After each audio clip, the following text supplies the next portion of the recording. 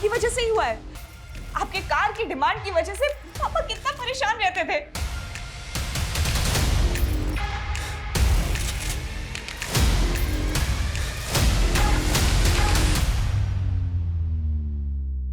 इस लड़के से शादी करना चाहता था, इसे बोलने की तमीज भी नहीं है। चल भाई साहब। अंकल आप ठीक तो है ना? आप ठीक तो है? क्या हुआ? स्टॉप। तलाशी लो, पूरे घर की तलाशी लो। तलाशी नहीं है। हाँ? और पापा को क्या हुआ है? मैडम रुक जाइए, आप शांति रखिए, आप सबको पता चल जाएगा।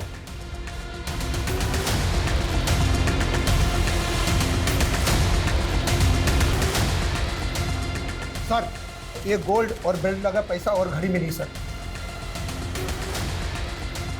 एविडेंस को सील करो और इसे वापस जीप में डालो। सर क्या चल रहा है? क्या चल रहा है? पापा को कहाँ लेके जा रहे हैं आप? कुछ बताएंगे आप हमें? मेरे पापा को क्यों पकड़ा हुआ है आपने? आपने उस हत्यारे के बारे में तो सुना होगा ना, जो लखनऊ में इनोसेंट लोगों को मारकर लूटपाट कर रहा है। वो सीरियल किलर। करेक्ट, और वो सीरियल किलर कोई और नहीं, आपके पापा हैं। कुछ भी बोल रहे हैं आप। मेरे पापा एक शरीफ सीधे साधे इंसान ने 7 मर्डर खुद कबूल किए हैं। पिछले साल अलीगंज में इटले हैं, इसी केस के हैं जो आपके घर से बरामद हुए। मेरे पति ऐसा नहीं कर सकते। आपको कोई गलतफहमी हुई है। सर, आपको कोई आप मेरे पापा को ऐसे नहीं लेके जा सकते।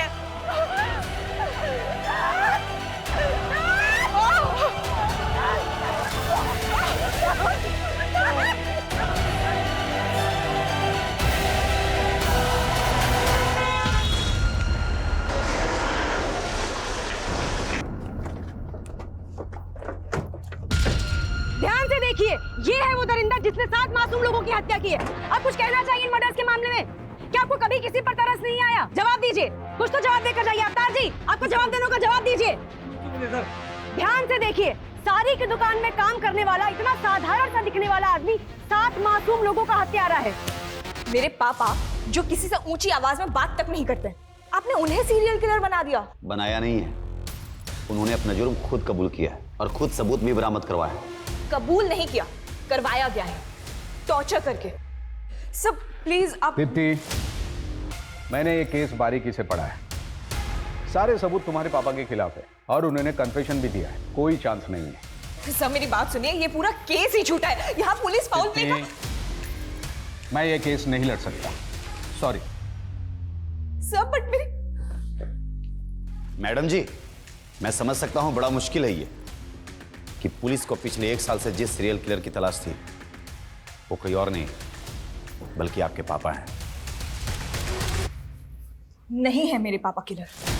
मैं कोर्ट जाऊंगी और इस बात को साबित करूंगी, पर हार नहीं मानूंगी। जरूर जाइए दीप्ति जी, ये आपका हक है, पर एक बात याद रखिएगा, कोर्ट में भी ये बात साबित होगी कि 7 लोगों को मारने वाला कोई और नहीं बल्कि आपके पापा हैं।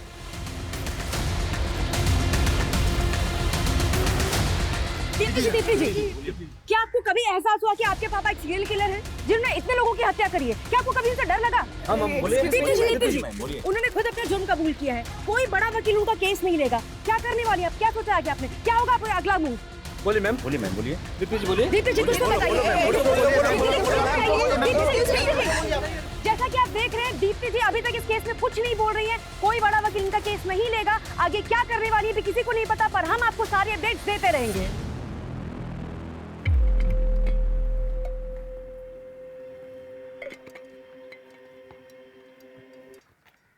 योर ऑनर, पुलिस ने मेरे पिता अवतार वर्मा को 8 अगस्त 2022 को किडनैप किया, टॉर्चर किया और जबरदस्ती उनसे वो जुर्म कबूल करवाए जो उन्होंने किए ही नहीं थे।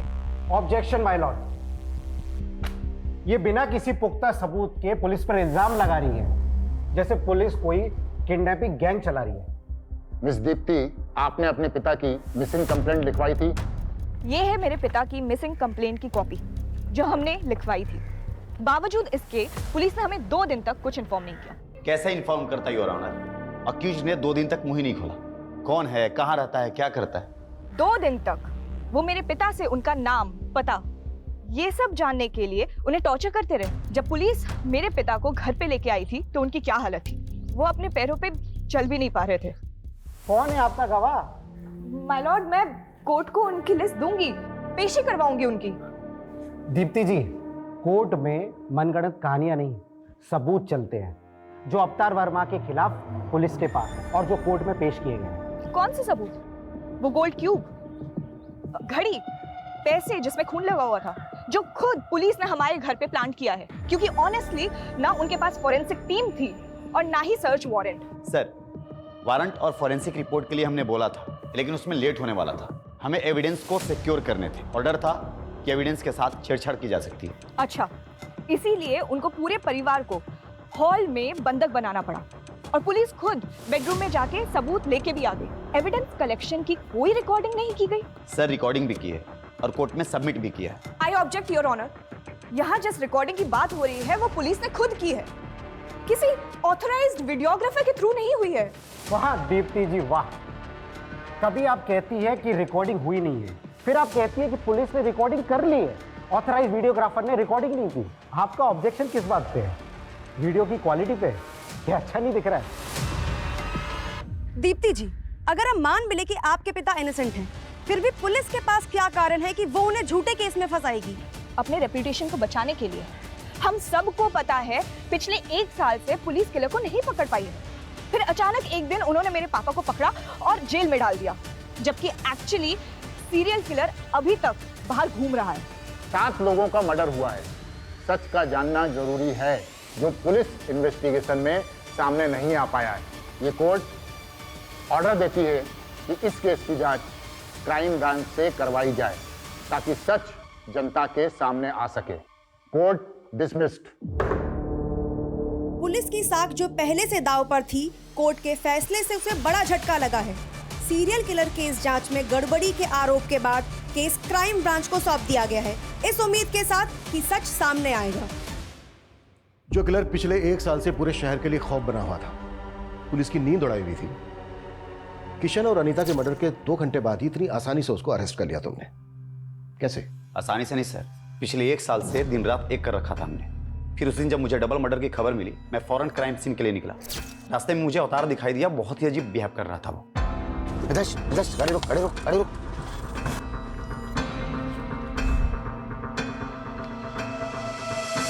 उसके कपड़ों पर खून लगा हुआ था। हम उसे पूछताछ के लिए पुलिस स्टेशन ले गए, जहां उसने कबूल किया कि मर्डर्स उसने ही किए और उसने मुझे यह भी बताया कि मर्डर वेपन कहां छुपाया हुआ है। उसके बाद उसने इसके पहले 5 मर्डर भी एक के बाद एक कबूल किए। पहला देशराज, दूसरा फौजिया और उसकी बहू शिबा, चौथा किरण और 5वां ओमकार। फिर उसके बाद हमने उसके घर की तलाशी ली, जहां और भी सबूत मिले। सर, हमने जब इन केसेस के सबूत और गवाहों को क्रॉस वेरीफाई किया तो सब मैच कर रहे थे। किशन और अनीता के घर से जो लूट हुई थी, वो सारा सामान मिला? उसने सिर्फ ये बताया कि उसने गहने चुराए थे, तो वो भी भागते वक्त कहीं रास्ते में गिर गए। पर उनके घर से तो अच्छी खासी लूट हुई थी और उसने सिर्फ गहने कबूल किए और तुमने बड़ी आसानी से उस पर यकीन कर लिया। उसने बाकी की चोरी कबूल नहीं की, लेकिन 7 मर्डर्स कबूल कर लिए। सर, उसने जो मुझे बताया मैं आपको वही बता रहा हूँ। मतलब ना तुम्हारे पास कोई पुख्ता सबूत है, ना गवाह, ना मर्डर्स का और ना ही अवतार की गिरफ्तारी का। सर, आप मुझ पे शक कर रहे हैं? शक नहीं कर रहा हूं, फैक्ट बता रहा हूं। फैक्ट। जैसे 2 दिन तक अवतार तुम्हारी कस्टडी में था, लेकिन तुमने उसकी फैमिली तक को नहीं बताया। सर, हमने कोर्ट को बताया था कि उसने अपनी पहचान को छुपाने के लिए 2 दिन तक मुंह नहीं खोला। तो फिर तुमने टॉर्चर करके उसका मुंह खुलवाया। आप भी पुलिस डिपार्टमेंट से हैं, जानते होंगे 7 मर्डर करने वाला क्रिमिनल प्यार से तो मुंह खोलेगा नहीं। तो कुल मिलाकर तुम ये एक्सेप्ट कर रहे हो कि उसने कबूल किया नहीं, तुमने उससे कबूल करवाया। सर, इस केस के फाइल आपके पास है, आप देख सकते हैं। अरविंद, आखिरी बार पूछ रहा हूं, इन्वेस्टिगेशन में कोई गड़बड़ी हुई है, कोई फॉल्ट प्ले? नो सर, अवतार ही वो सीरियल किलर है जिसे हम पिछले 1 साल से तलाश कर रहे थे, जो बहुत मुश्किल से पकड़ा गया है। सर, मैं तो अपनी बेटी दीप्ति की शादी के लिए पैसों का इंतजाम ना हो पाने की वजह से परेशान था। अरे भाई साहब, ये पुराना सोना है, मेरी मजबूरी है, इसलिए हम इसको बेच रहे हैं। अगर थोड़ा बहुत और ज्यादा हो जाए तो देख लीजिए आप। नहीं, इससे ज्यादा नहीं हो सकता। सर, मैं भाग नहीं रहा था, मैं तो परेशान हूँ कि रोड के किनारे बैठा था, तभी इंस्पेक्टर साहब की गाड़ी वहाँ पे रुकी। हेलो, यहाँ क्या कर रहा है? कुछ नहीं साहब, वो थक गए थे तो बैठ गए यहाँ पे। घर किधर है तुम्हारा? साहब यहीं पास में है आगे। चल बैठ गाड़ी में, मैं भी उधर ही जा रहा हूँ, छोड़ देता हूँ तुम। खून कहाँ से आया? सर ये तो हमें नहीं मालूम सर। वो मुझे पकड़ के थाने ले गए और वहाँ उन्होंने हमारे सारे कपड़े उतरवा दिए। और साहब 2 दिन तक हमारे साथ मारपीट करते रहे। बोले कि मैं जो कहता हूँ वो कबूल करो। चल बैठ। अरे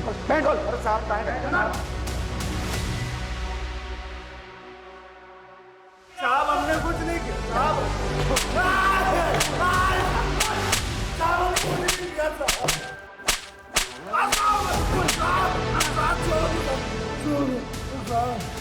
अबे कबूल कर ले, वरना यहाँ से जिंदा नहीं जाता। अगर मैं कबूल नहीं करता तो सच में वो मुझे जान से मार देते साहब। किशन और अनीता के मर्डर के अलावा आपने 5 और मर्डर कन्फेस किए। ये तो मुझे पता भी नहीं था साहब। वो जहाँ बोलते गए मैं साइन करता गया। मुझे नहीं पता था कि वो मुझे सीरियल किलर बना देंगे साहब। और फिर वहाँ से वो मुझे मेरे घर ले गए।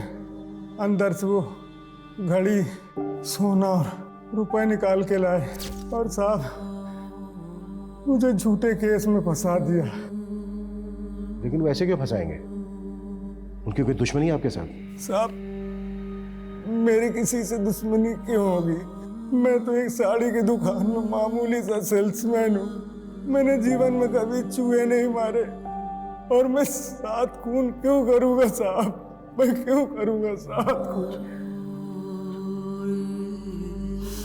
मेरी वजह से मेरी बेटी की शादी टूट गई साहब। इससे ज्यादा बुरा क्या होगा साहब? इससे ज्यादा मेरे लिए और क्या बुरा होगा?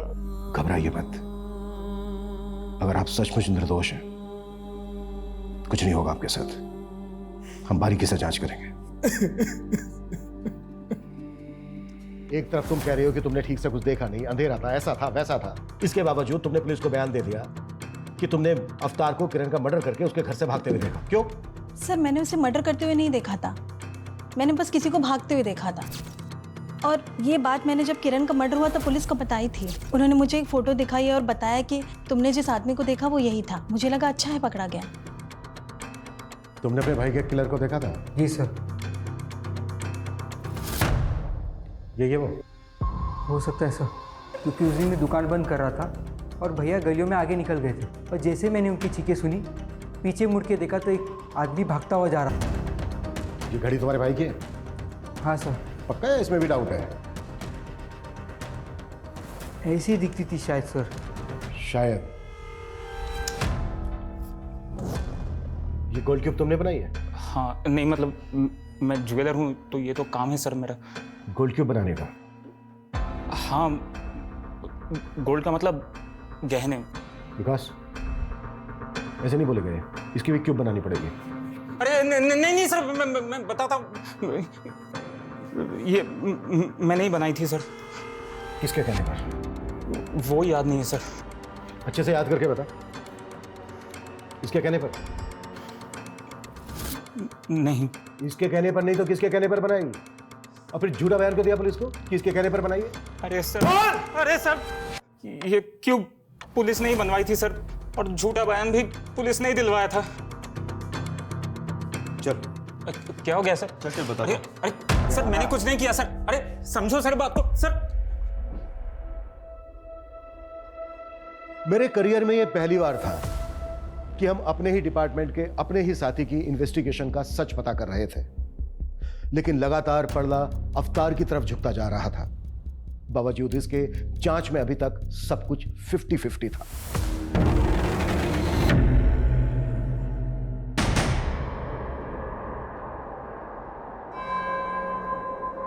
किशन अनीता के मर्डर केस की इंफॉर्मेशन तुम्हें किसने दी? ऑफिशियल या फिर कोई पर्सनल सोर्स था? उससे क्या फर्क पड़ता है? बताता हूं।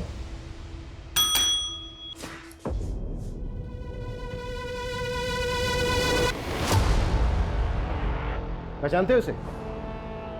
Mithilesh Kumar, police driver. इसने पुलिस को इन्फॉर्म करने के बजाय अपने पर्सनल नंबर से तुम्हारे पर्सनल नंबर पर कॉल करके मर्डर की इन्फॉर्मेशन दी। मिथिलेश कुमार उर्फ तुम्हारा ड्राइवर, मिथिलेश कुमार उर्फ विक्टिम अनीता का मुंह बोला भाई।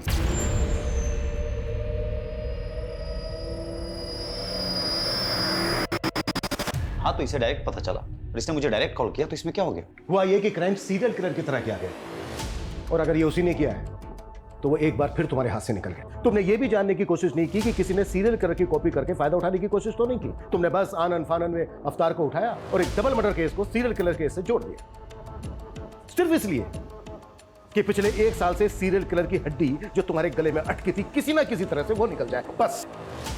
सर, ऐसा कुछ भी नहीं। अच्छा, एक बात बताओ, देशराज मर्डर केस में जो सीसीटीवी फुटेज है उसमें किलर का चेहरा नहीं दिख रहा, फिर तुमने ये कैसे डिसाइड कर लिया कि वो अवतार है? सर, मैंने डिसाइड नहीं किया, अवतार ने खुद कबूल किया था। ठीक वैसे ही ना, जैसे कि उसने बाकी के मर्डर्स कबूल किए। ये अवतार की मेडिकल रिपोर्ट 1 महीने से ज्यादा हो गया है, उसकी अंदरूनी चोट भरी नहीं है, अभी तक बरकरार है। ऑप्शन क्या था उसके पास? अगर वो कबूल नहीं करता तो शायद तुम उसको कस्टडी में ही मार देते। सर, अवतार ने अनीता और किशन का मर्डर किया है और मर्डर वेपन उसने खुद बरामद करवाया। वही रोड ना जिसमें ब्लड के निशान तक नहीं है, फिंगरप्रिंट्स की तो बात ही कुछ और है। सर, उसने जानबूझ करके रॉड को पानी की टंकी में छुपाया था ताकि ब्लड और फिंगरप्रिंट्स दोनों धुल जाए। वाह, किलर तो बहुत स्मार्ट है और सेम टाइम पर बेवकूफ भी, क्योंकि उसने चोरी के गहने बेचने के बजाय उनकी गोल्ड क्यूब बनवाकर अपने घर में रख लिया। किरण मर्डर केस की विटनेस माला, उसने तुम्हें नहीं बताया, बल्कि तुमने उसे बताया कि उसने जिस भागते हुए आदमी को देखा था वो अवतार है। ठीक वैसे ही जैसे ओम के भाई दिनेश को तुमने बताया कि उसने भी जिस भागते हुए आदमी को देखा था वो अवतार है। इन दोनों ने तो अवतार को पहचाना भी नहीं। मर्डर के वक्त जो उन्होंने स्टेटमेंट दी थी उसमें भागते हुए आदमी को अवतार के साथ रिप्लेस करके उसे बयान की शक्ल देकर उनके स्टेटमेंट पर साइन ले लिए। दिनेश ने अपने भाई की घड़ी तक को नहीं पहचाना है। सर, पता नहीं अब ये दिनों झूठ क्यों बोल रहे हैं। झूठ वो लोग नहीं बोल रहे हैं जो तुम बोल रहे हो। जिस ज्वेलर से तुमने गोल्ड क्यूब बनवाई है ना, उसने बयान दिया है कि अवतार ने गोल्ड क्यूब नहीं बनवाई है बल्कि पुलिस ने बनवाई है, और पुलिस ने उसे झूठा बयान लिखवाया है। ठीक है, मैं मानता हूं कि इस सीरियल किलर केस में मैंने उसे गलत तरीके से फ्रेम किया ताकि ये सीरियल किलर केस का सरदर्द हमेशा के लिए खत्म हो जाए। और ये सच है सर कि अनीता और किशन का मर्डर अवतार ने किया। बस कर अरविंद, बस कर, कुछ तो शर्म कर यार। एक डबल मर्डर केस को सीरियल किलर मर्डर केस के साथ जोड़कर तुमने ना सिर्फ इस केस को खुला छोड़ दिया है, बल्कि उस सीरियल किलर को भी मैसेज दे दिया है कि तू आजाद है, जो चाहे करना चाहे कर, हम तुझे ढूंढ ही नहीं रहे, हम तो ऑलरेडी किसी को बलि का बकरा बना चुके हैं। जा सकते हो तुम, सस्पेंशन लेटर बहुत जल्द तुम्हें मिल जाएगा। सर, मैं सच बोल रहा हूं, अवतार ने ही अनीता और किशन का मर्डर किया। Please go. Okay sir. Sir, अगर अवतार ने किशन और अनीता का मर्डर नहीं किया तो फिर किसने मारा होगा उन लोगों को? रिपर ने? शायद सीरियल किलर नहीं किया हो, या ये भी हो सकता है कि किसी ने बहती गंगा में हाथ धो लिया हो। मे बी वो अवतार भी हो सकता है। विकास, ये पहले के 5 मर्डर काफी पहले हुए हैं और ये दोनों मर्डर्स अभी अभी हुए हैं। हो सकता है क्राइम सीन से हमें कुछ मिल जाए। हमें इस केस पर आज से ही, बल्कि अभी से लगना होगा। केस से रिलेटेड जो भी मटेरियल है उसकी अच्छे से जांच करनी होगी, और जरा पता करो कि अवतार का अनीता और किशन के साथ कोई कनेक्शन है क्या। Okay sir.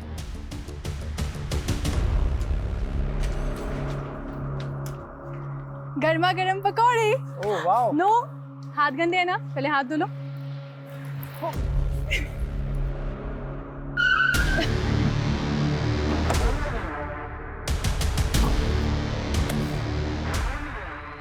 ये तो किशन और अनीता का घर है, तुम लोग क्या कर रहे हो यहाँ पे? उनका घर था, अब ये हमारा घर है, और हमसे ही पूछ रहे हैं हमारे घर में कि हम कौन है।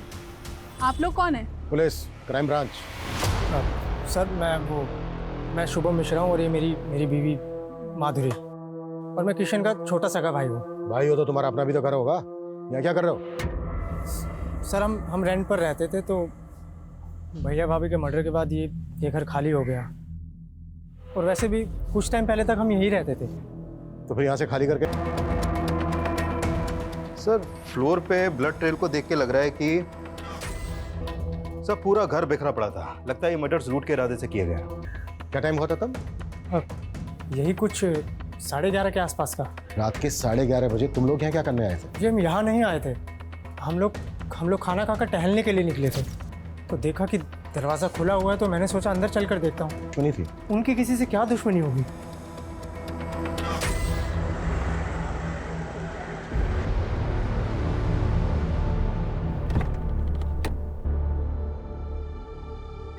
सर अवतार जी, कैसा महसूस कर रहे हैं आप घर वापस आकर?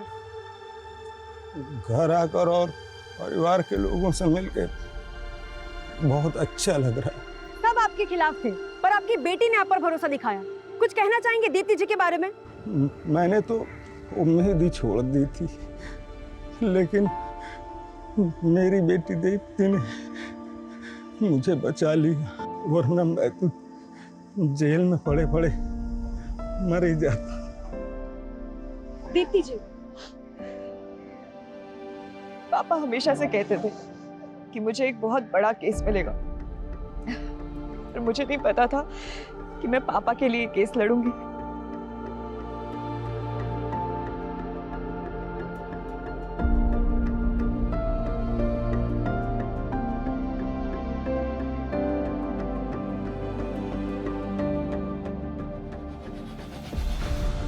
चुप हो जा बेटा, सारी जिंदगी तेरे पापा ने तेरे लिए संघर्ष किया, लेकिन आज तूने उनका कर्ज चुका दिया बेटा।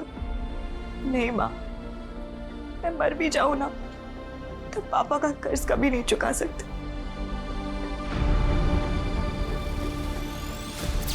Welcome back। और कैसा है मेरा बेटा? बिल्कुल ठीक।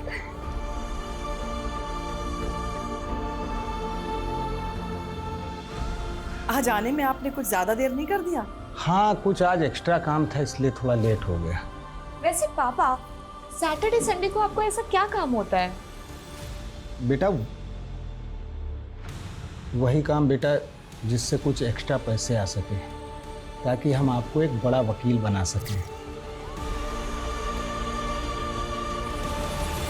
सर, ये किशन का भाई शुभम और उसकी पत्नी कुछ टेढ़ी खीर नहीं लग रहा है? टेढ़ी खीर तो है। इन दोनों पति पत्नी के बारे में पता करो। Okay sir. एक बात मुझे बहुत परेशान कर रही है। क्या सर? अगर अवतार सीरियल किलर नहीं है तो इसका मतलब यह है कि सीरियल किलर अभी भी आजाद घूम रहा है और वो किसी और को भी अपना अगला शिकार बना सकता है।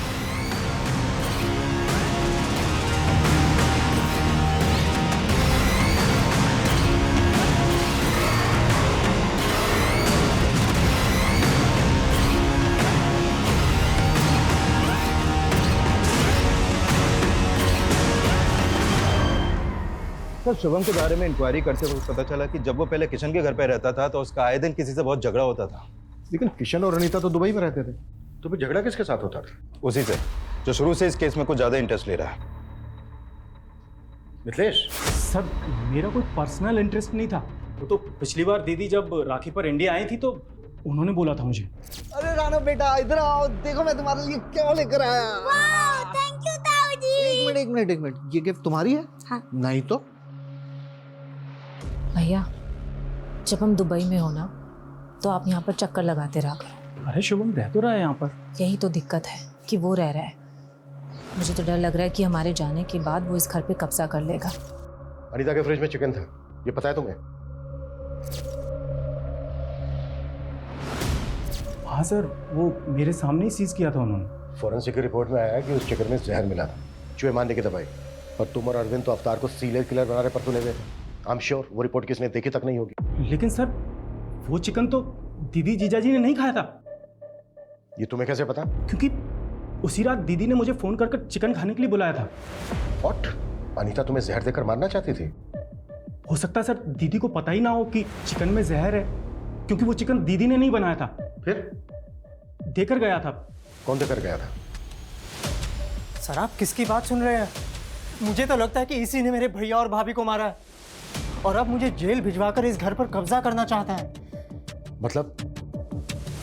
दीदी इतनी परेशान हो तो मेरे बच्चे को गोद ले लो। सर ऐसा तो मैंने दीदी का दिल रखने के लिए कहा था। ऐसे कोई किसी को अपना बच्चा देता है क्या? आप इससे पूछिए ना, ये जहरीला चिकन क्यों लेकर आया था। सर वो चिकन हमने भी खाया था, लेकिन हम तो नहीं मरे ना। वो तो मुझे माधुरी ने बोला था कि जाकर भैया भाभी को दे दो। मेरी मत मारी गई थी जो मैं उन्हें देने के लिए चला गया। तो ये सारी की सारी प्लानिंग तुम्हारी थी? सही मैंने अपने बच्चे के लिए किया था। मुझे लगा था कि उनके ना तो बच्चे हैं और ना होंगे, और कल को ये घर मेरे बेटे को मिल जाएगा। लेकिन फिर वो अपने बच्चे के लिए इलाज करवाना शुरू कर दिया वो लोग ने। माधुरी, माधुरी तुमने क्या किया? बंद करो ये ड्रामा, लेके चलो दोनों को, वहां खबर लेते हैं इनकी। सर आप मेरी बात सुनिए। और तो ये मत सोचना कि तू बच गया है। सीरियल किलर की एक एक डिटेल बता दी तुझे। किशन और अनीता का मर्डर बिल्कुल वैसा ही हुआ है। मैंने ऐसा कुछ भी नहीं किया सर। अगर किया है तो सोच ले, नौकरी तो जाएगी जाएगी, अंदर भी जाएगा, वो भी लंबा। सर अगर वाकई में अनीता और किशन के डबल मर्डर्स में इनका हाथ हुआ तो हमारी मुश्किलें और भी बढ़ने वाली हैं, क्योंकि वो सीरियल किलर यानी कि रिपर अभी भी खुलेआम घूम रहा है।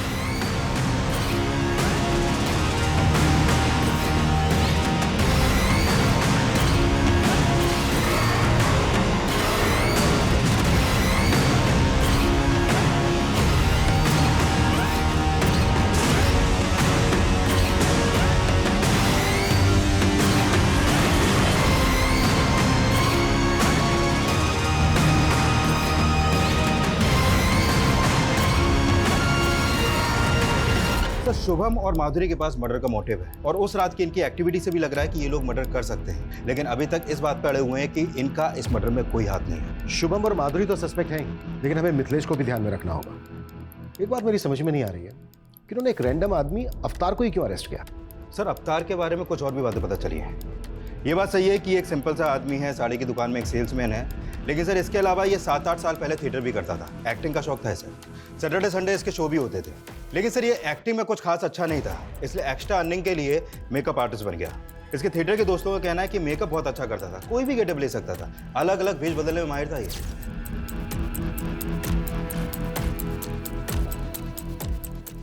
सर आपने अभी की ब्रेकिंग न्यूज देखी? क्या न्यूज है? जैसी करनी वैसी भरनी का ताजा उदाहरण है लखनऊ सीरियल किलर केस का मामला। जब वो दबे पांव अपना अगला शिकार करने जा रहा था, लोगों ने उसे देखा और उन्हें शक हुआ। गुस्साई भीड़ ने कॉलोनी में घुसकर उसे इतना मारा कि मौके पर ही उसकी मौत हो गई। पुलिस ने स्थिति पर काबू पा लिया है और जांच चल रही है।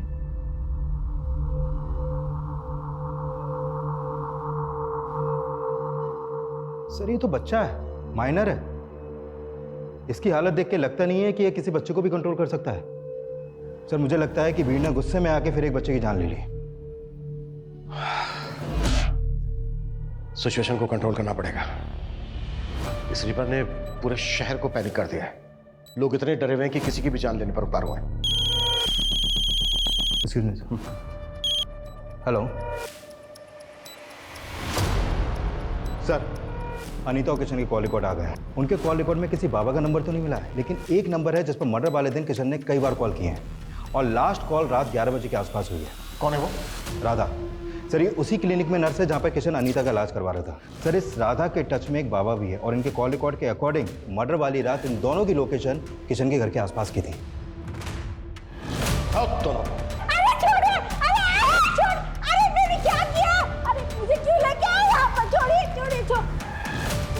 सर मुझे यहाँ क्यों लेके आए? मैंने क्या किया है? सब पता चल जाएगा। उधर देखो मुकेश। गुड, काफी समझदार हो तुम। अब डायरेक्टली पूछ रहा हूं, मार खा के बोलोगे या फिर बिना मार खाए? बोलो। सर अनीता और किशन मुझे क्लिनिक में मिले थे। अगर आप दोनों को भगवान में आस्था है तो मैं आपकी मदद कर सकती हूँ। कैसी मदद? सर क्लिनिक ऐसी जगह थी जहाँ पर लोग बच्चे के लिए कितना भी पैसा लुटाने के लिए तैयार होते थे। मैं उन्हें बाबा की पट्टी पढ़ाती थी और फिर हम मिलकर उनको पूजा पाठ के नाम पर पैसे निकलवाने की कोशिश करते थे। बाबा बच्चे को देखने और माँ सुनने के लिए मेरे कान तरस गए हैं। हमारे पास सब कुछ है, लेकिन वो किस काम का जब औलाद ही नहीं है। औलाद हो जाएगी, पर उसके लिए पूजा करनी होगी, वो भी पूरी श्रद्धा के साथ। मैं करूंगी बाबा। ऐसी पूजा से हम 50,000 तक निकला लेते थे। जब वो दोनों पैसे देने के लिए तैयार थे तो फिर उन दोनों को मारा क्यों? हमने उन्हें नहीं मारा सर। ड्रामा मत करो, क्योंकि ये पता चल चुका है हमें, तुम दोनों गए थे वहां पर। हम वहां पर सिर्फ पूजा करने के लिए गए थे सर। हमारे पहुंचने से पहले वहां पर कांड हो चुका था, किसी को मारा नहीं है सर। चोरी का सामान कहाँ है?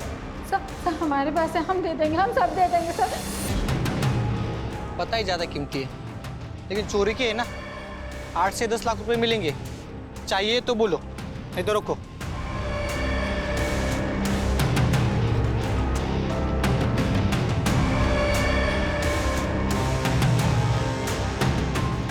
सर, खबरी ने टिप दिया, अनीता की सोने की चूड़ियां चोर बाजार में बेची गई हैं।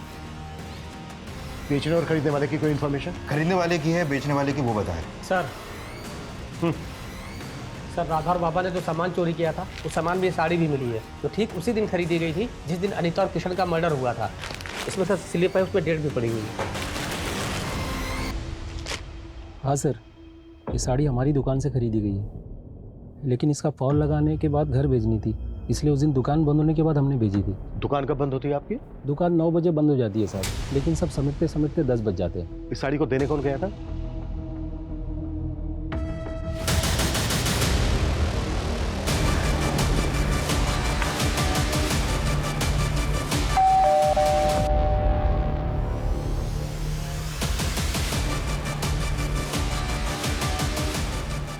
दीप्ति, तुम्हें अपने फादर को न्याय दिलवाना था ना?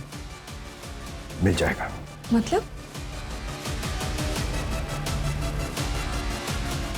मतलब ये खुद बताएंगे।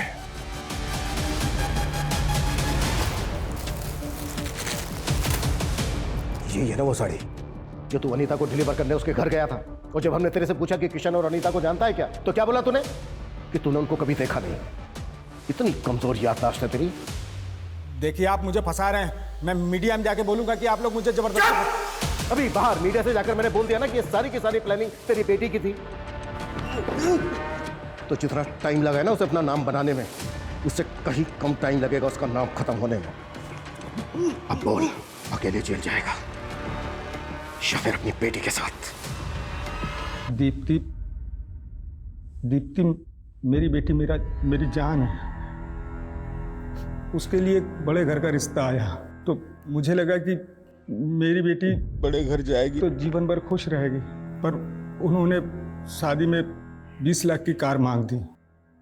मैं बहुत परेशान था, कुछ समझ में नहीं आ रहा था। फिर सेठ जी ने ये साड़ी डिलीवर करने के लिए दी और मैं सोचते सोचते कब वहाँ पहुँच गया। मैडम जी, ये आपकी साड़ी एक बार ठीक से चेक कर लीजिए। तभी मेरी नज़र उन गहनों में पड़ी। उसके गहने मेरे दिमाग में घूमते रहे कि अगर ये गहने मुझे मिल जाएंगे, मेरी बेटी की शादी अच्छी से धूमधाम से हो जाएगी। सीरियल किलर के बारे में टीवी में देखा था तो इधर उधर भटक रहा था और तभी वहाँ पुलिस की गाड़ी आ गई। तू एक आम आदमी है, इतना बड़ा क्राइम करके तूने पुलिस को बेवकूफ़ बनाया, कैसे?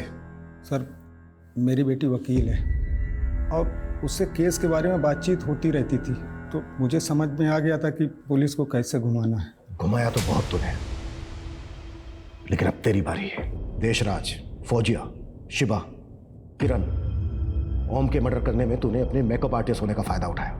चेहरा बदल बदल के मर्डर किए तूने ताकि कोई देखे भी तो बाद में पहचान ना पाए। साहब, मैं मेकअप आर्टिस्ट था, पर मैंने ऐसा कुछ नहीं किया जो इल्ज़ाम आप मुझ पे लगा रहे हैं। पहले उन लोगों ने मार पीट करके सीरियल किलर बनाया और अब आप भी वही कर रहे हैं। साहब, मैं मानता हूं कि मैंने अनीता और किशन को मारा है, बाकी मैंने किसी को नहीं मारा है। मैं सच बोल रहा हूं साहब। किशन और अनीता के मर्डर्स अवतार वर्मा ने कबूल कर लिए हैं, इसके पुख्ता सबूत भी है हमारे पास। पर बाकी के 5 मर्डर्स वो हमेशा की तरह डिनाई करता रहा। हालांकि हमने बहुत कोशिश की, पर साबित करना हमारे लिए आसान नहीं था।